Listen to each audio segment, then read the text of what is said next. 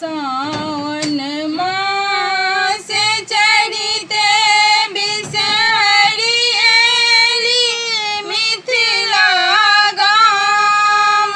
राम तुलसी छाड़ बैसी बिसहरि करथि आराम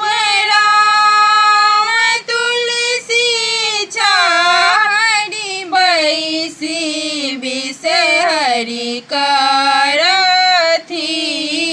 आराम दरस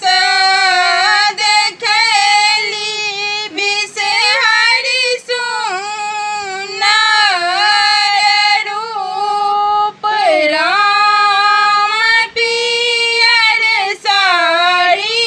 सजल बिसहरि लागती अनूप राम पियर साड़ी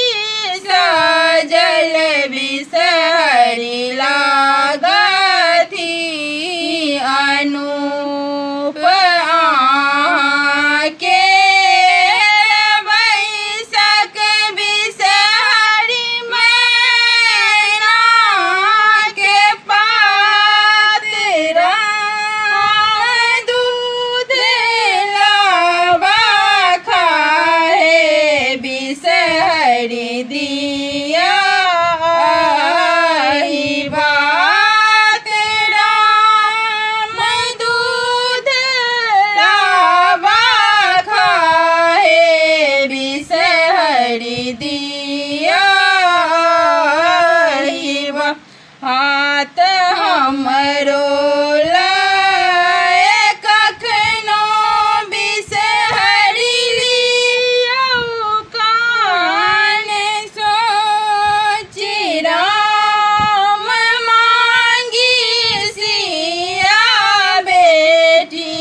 बिसहरि भरि